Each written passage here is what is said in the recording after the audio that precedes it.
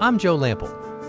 When I created Growing a Greener World, I had one goal: to tell stories of everyday people, innovators, entrepreneurs, forward-thinking leaders who are all, in ways both big and small, dedicated to organic gardening and farming, lightening our footprint, conserving vital resources, protecting natural habitats, making a tangible difference for us all. They're real, they're passionate, they're all around us. They're the game changers who are literally growing a greener world and inspiring the rest of us to do the same.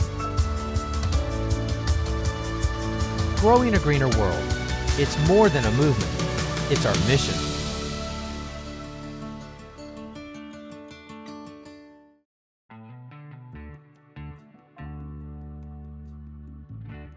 Today, urban beekeeping is in perfect harmony with a growing generation of do-it-yourselfers who are interested in consuming food and products grown and made closer to home. And they're also concerned with balancing a healthy ecosystem. And gardeners have always known the importance of honeybees when it comes to a lush and bountiful garden. And honeybees are important for so many reasons, from the small urban farmer to the full-scale agricultural operation that depend on them.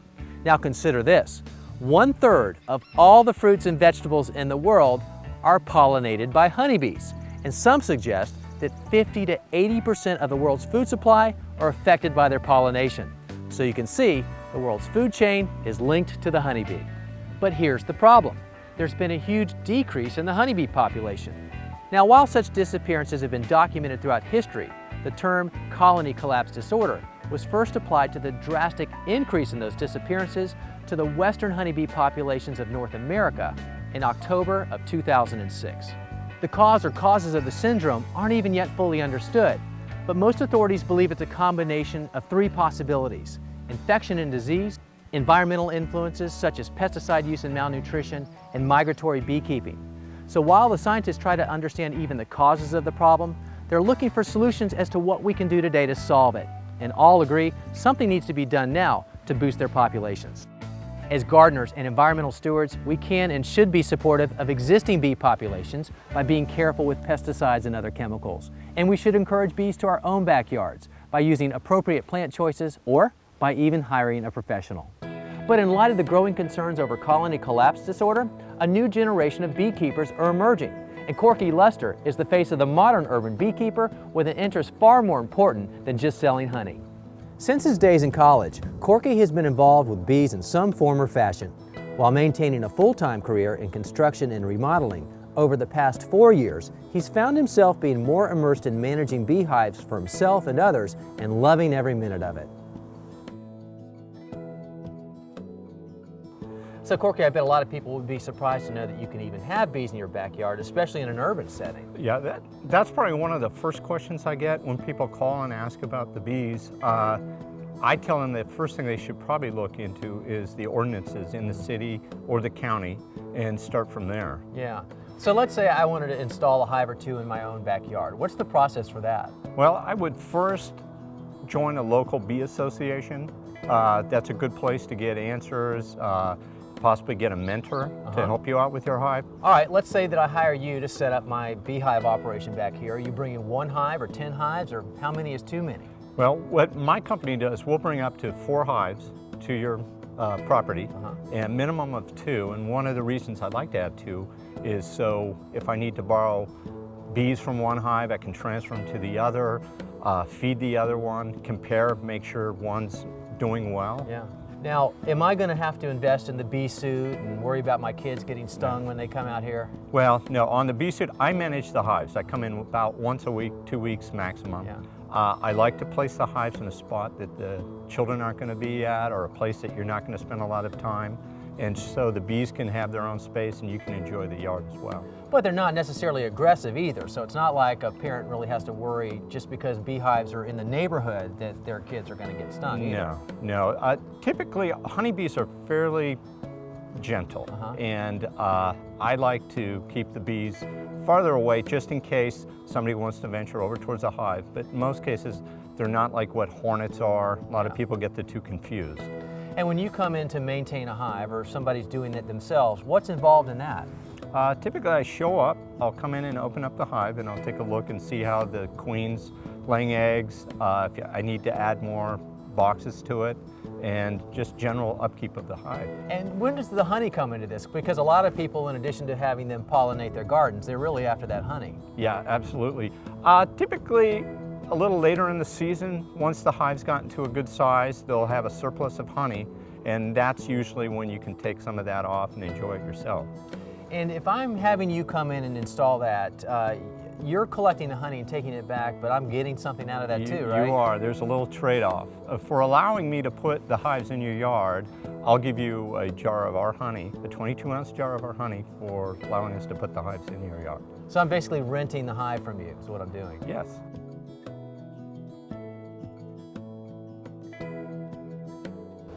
All right, so Corky, this is considered one hive, right? Yes. Because there's only one queen in One this. queen in this. This is typically where the brood is on the lower boxes, and as you move up, they start storing their honey. Okay. What we're going to plan to do is I'm going to open up the top, we're going to smoke them, and then take a peek inside, take a look and see how the honey's coming along, the brood, and just general overall health of the hive. So here we go. There's out. You notice bees are very calm right now, even considering the weather. Yeah, rather cool. Now these are the individual frames inside a hive. And these frames go all the way down. Each one of these will have 10 frames per box. Okay. And I'm going to take this one off. And I'm going to let you go ahead and pick that up and put it down on top of that. Well, that's nice of him. He's letting me do this. This is where you get stoned. Gee, thanks. And now, you how much feel does this how heavy weigh? that This is? What, about 150 pounds? 200-300 pounds, you're strong. Now those will usually weigh about 35-40 pounds. A lot of bees in there. Wow. Now, we go over here, take a look at this. They're eating the honey right now. You can see them, they're in there, there's some comb. Here's a drone right here. It's a male bee, and they don't have a stinger. It's the females that have the stingers. The females do. So let's get this one, this is the first frame. This is all honey in here. Right now they're putting in honey, nectar in there.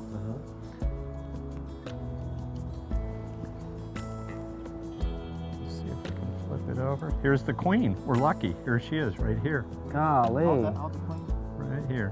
Boy. The green. And that's do you put that dog? I put the color on her so I can identify her quickly. So how old is she? She's just a year old. I put her in the fall. And the queen will live about 5 years. A lot of times people replace their queens every year so they have a productive queen. So we kind of have a nice opportunity to look at the queen. What I'm going to do is we're going to put these back, let them have this honey. I have a hive with some of the capped honey ready to go, and you can try some of that. Okay, without the bees? Yeah, I can't guarantee that. Okay. All right, Corky's come through with his promise. Whether you've got a commercial beekeeping operation or just a single backyard hive, all the frames look the same. This has honey in it, and Corky, all I do, just like my kids with the cake on the counter and the icing, I'm sticking my finger into the middle of this and drawing it out, right? That's it. Oh, you earned it. It's all yours. Absolutely. All right, I'm good to go, right? Good to go. Here we go. Oh, I'm so excited.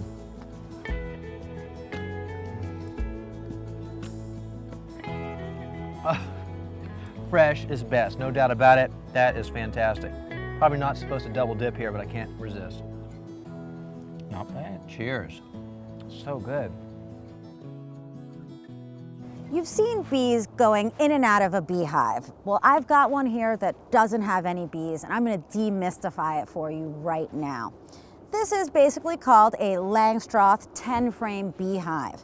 It's got a cover, 2 boxes, and a bottom board. So it's really simple. The cover has galvanized metal on top of it so that it can protect the hive from the elements. I'm going to pop that off, and I've got an inner cover here, and that basically just makes sure that the cover doesn't stick to the top of the box, because we are making honey, of course. Inside we've got 10 frames, and they're evenly spaced out 3/8 of an inch, and that is the perfect spacing to allow your bees to go in and out. I'm going to pull out a frame for you, and there are different types of frames. This is made out of beeswax, and it just basically helps your bees get a head start on making that honeycomb.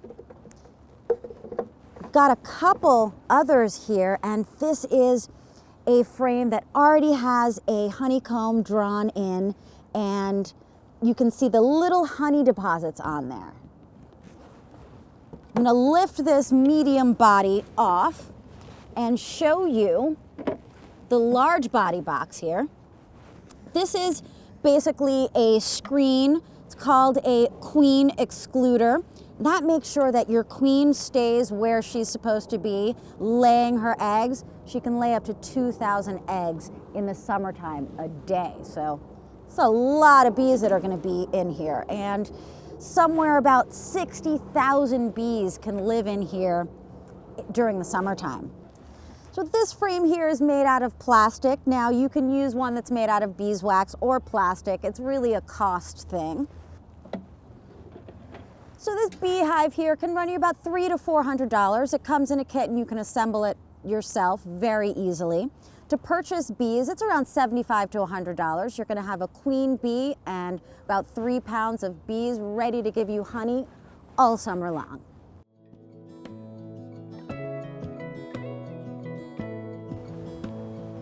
All right, so Corky's business is booming. In fact, he's got really all the clients he can handle right now, and one of his biggest clients of note is Robin Haglund. Now, she's an award-winning landscape designer, founder of Garden Mentors, garden coach, but one of the cool things about Robin, she knows how to design a garden to attract bees and keep them happy.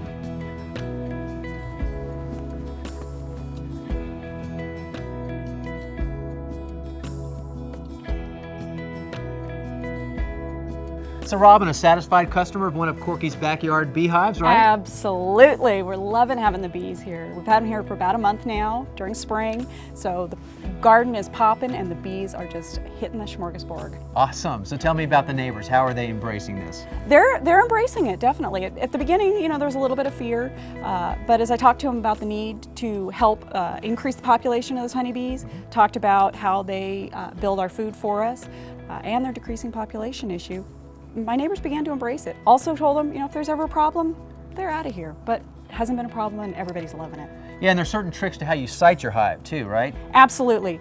Corky definitely helped out with that. We wanted to get it into a little bit of a protected spot. We put their launch pad heading out into our garden, into our patio area, as opposed to into our neighbor's yard. And so they've been taken off that way. Not a problem for us. They aren't aggressive. They don't come after us. And our neighbor sees a few here and there, but they're very happy. Yeah. Well, now as a landscape designer, what are some of the things that you do specifically with the idea of designing around the bees and attracting them and keeping them happy? Well, aside from the plants, which is definitely something you want to think about for the bees, we want to bring in water. Yeah. We want to bring in water. They're thirsty little critters, and you want to make sure that they have some safety devices. Glass floats are fantastic. They'll walk right down that edge, take a sip, come back up, launch, take off. Floating wine corks, twigs, anything, just in case they get their little bodies trapped in the water and go paddling around. They got to be able to get out. Sure. So let's talk about those plants. As a designer, what are some of the selections that you would choose specifically with the honeybees in mind? Well, I definitely like to look at natives. That's one of the first places I like to start. So one of the great ones I have in the garden is Ribes sanguineum. Just a beautiful plant, and the bees love it. Yeah. This is manzanita. Yep. It's another native. There are a lot of different forms of it. This is the first one that the honeybees really went for when they came to my garden a month ago. In addition, I really like to work with your woody herbs, lavenders, rosemaries, oreganos, thymes. They're just going to go crazy for them. Yeah, and then your summer vegetable garden, when those plants come on, the bees are going to go nuts. Absolutely. We had some pollination problems last year without a lot of bee population, so I'm really hoping with having Corky's bees in my garden, I'm not going to have an issue, and we're going to have fantastic tomatoes and squashes next year. Yeah, and cucumbers too. Yeah. And speaking of edibles, a lot of local restaurants are incorporating fresh from the garden produce, and they're using the help of honeybees for that.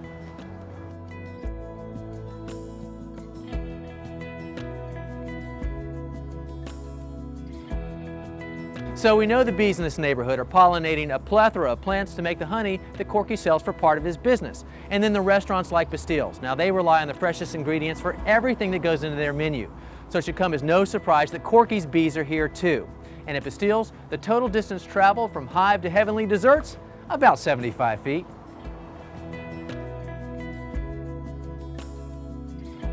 So check out this rooftop garden. Now currently it's about 600 square feet of planted space, but there's room for a lot more than that. Now when the owners planned this garden, their dream was to offer fresh rooftop grown lettuce year-round in their salads. But just imagine growing anything on top of a roof. It's really harsh conditions. Now in the winter you've got the cold and the wind and the rain, and then in the summer you've got the blazing heat and sun. So just imagine that heat with lettuce. It'll bolt straight to the sky. But thank goodness there's a guy like you, Colin McCrate. He's co-founder of Seattle Urban Farm Company. Now Colin, your charge was to make this garden productive year-round in spite of the conditions. So my first question is, how the heck did you do that? Yeah, that's right. My business partner and I, Brad Holm, we had a lot of work to do to get this set up. Yeah. So the first thing we had to do was think about the weight. As you can imagine, a foot of wet soil is going to be pretty heavy. So they had a structural engineer come in and retrofit the whole building so that we could basically do whatever we wanted up here.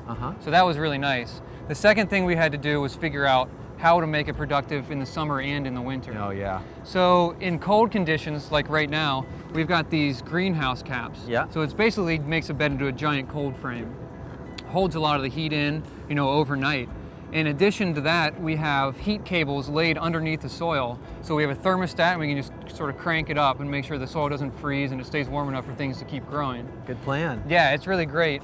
And what's been really important, as you mentioned, lettuce can be really heat sensitive. So in the summer, a lot of times it'll just get really bitter, it'll bolt because it just gets stressed out. Not good for a restaurant, right? No, definitely not. So we built caps that we can replace the greenhouse caps with that are covered in shade cloth. Okay, so this comes off and these go on. Exactly, and that deflects a lot of the heat, and so the beds just stay a lot cooler. So we're able to come up here even when it's 100 degrees and cut perfect heads of lettuce. Okay, so now back to the soil, because in the summertime we're talking about a lot of heat. How are you keeping the soil cool? Yeah, that's right. So we set up two different types of irrigation in here. We have these drip lines, which are really nice because it drip goes right to the roots of the plant. So if it gets super hot, it has overhead spray irrigation. The spray comes down, it'll cool down the leaves of the plant and cool down the surface of the soil. Yeah, okay, and then on top of that, we have our friends the honeybees. You even brought some hives up here. That's right. We brought hives up so they could have honey for the restaurant, and because we wanted to do some flowering crops. Yeah. So we're going to do squash and cucumbers, and the bees are going to help pollinate those crops so we get high yields. Now with all this talk about honey, here's Nathan with guest chef Bobby Moore. So we're here in Chef Bobby's restaurant. He's really kind enough to allow us to kind of peek inside his kitchen. He uses all local seasonal ingredients, and he's going to use some of this local honey for his signature dish tonight. I can't wait to see what he does. Chef Bobby? Which one? Hey, what's up, brother? Hey, how you doing? How are you, sir? Welcome to the Willows Lodge. Thank you very much. Here is the gift of the local honey. Thank you. I promised you. Thank you very much. So what we're going to do today is we're going to do a little butternut squash risotto. Fantastic. Local squash. We're going to do some of that with some cipollini onions, some apple smoked slab bacon, Okay. locally raised and Excellent. butchered. Excellent. And we're going to serve that with a little bit of some of the first morels of the season. We're very favorite. lucky to be here in the Northwest. Bountiful, morel mushrooms and all kinds of different product. We're really proud of here. Excellent. So we're going to do the morel mushrooms, and we're going to take some Bloomsdale spinach. Are you familiar with Bloomsdale? A little bit, yeah, but it's Yeah. definitely in this area. Yeah, we love it because it's a lot hardier, and when you saute it, it kind of keeps its It doesn't bleed. texture. Yeah, Okay. it doesn't bleed. All right. And then we're going to serve that these veggies and pancetta or the bacon and the cipollini onions right over the top of the butternut squash risotto. Some seared scallops. And we're going to Gorgeous. take your Ballard Bee Company honey and infuse it with some vanilla bean, and that's going to be our sauce to bring out the sweetness of the scallop. Excellent. Have at it. I mean, you're So- totally using both seasons. You're literally between like late am. winter and early spring. Yes. I'm looking around. You got some of these spring pea tendrils. And you're talking about the butternut squash. You're literally marrying these both seasons together. We are. We're really excited. We've been winter here in the Northwest is we snowboard and everything, and that keeps us busy. But we're ready for spring. We're ready for the English peas. We're ready for the pea vines and morels, and we're really excited about food right now. Excellent. So I'm going to take this honey and pour it into a pot here. Okay. We're just going to heat that with the vanilla bean in it, and all Yep. the meat of the vanilla bean is going to come out into this honey and just infuse it. Really, really super simple. So as you can see, that honey is getting really nice and infused. You can see all the specks of all the vanilla bean in there. That's how simple it is. Just Okay. to infuse some of that honey. Okay. All right. So now what we're going to do is we're going to take these with some Bloomsdale. All right, there's the spinach you were talking about. Yep. And then also some of the pea tendrils. So you have that saltiness from the local bacon. Yep. You have some of the cipollini onions. You have the like earthiness and freshness of the pea tendrils. So Nico, we have some scallops already seared off. Yeah, sure. Okay. So I'm going to go ahead and plate this up. You want to watch? Yeah, hey, All right, listen, let's do I'm in it. your kitchen. I'm in All your right. house, brother. All right. That's that butternut squash risotto. Okay.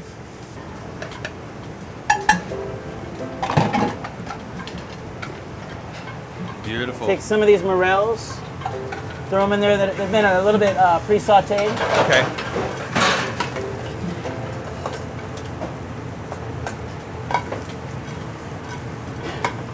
Just beautiful, chef. Look at those colors. Look at the top. Look at that thing. Gorgeous.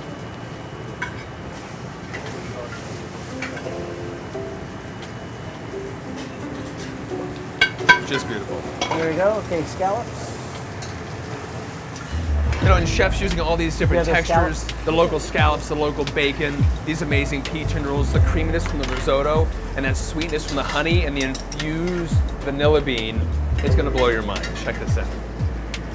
Here we go with the scallops. Yeah. Let's just do 3. How's that? Yeah, absolutely.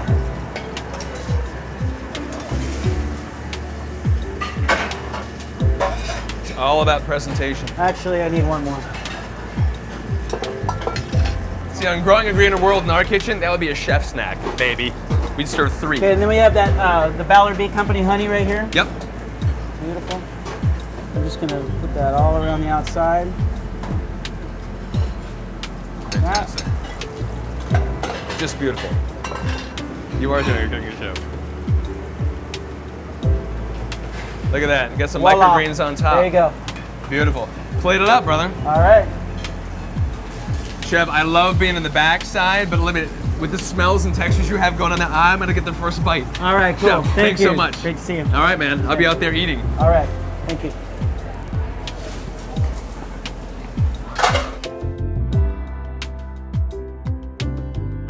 The more we know about how important honeybees are to our food system and the environment, the more caution we should be exercising as we work in our landscapes and gardens. By refraining from pesticide use and planting a diverse environment to promote a healthy and attractive habitat, we'll be doing our part to attract and protect these important insects. Guys, what's not to love about honeybees? Well, they're essential for creating healthy ecosystems in our own backyard and around the world. That's right, and honeybees are responsible for a full third of all the food that we eat. For more information, videos, and recipes, visit our website, growingagreenerworld.com. I'm Patty Moreno. And I'm Nathan Lyon. And I'm Joe Lample, and we'll see you back here next time for more Growing a Greener World. Guys, I will toast to that with some of this delicious local wine. All right. Good call. Cheers, brother. Cheers. Cheers, guys. Yes. Founder of Lug. Okay, so let's say I want to. Whoa! Kleenex. It came out of his pants, though.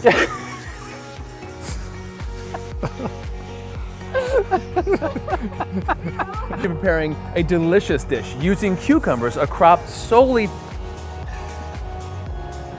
dependent. It's about. And I'll be preparing some, I don't even know what I'm saying now. Now it's getting crazy.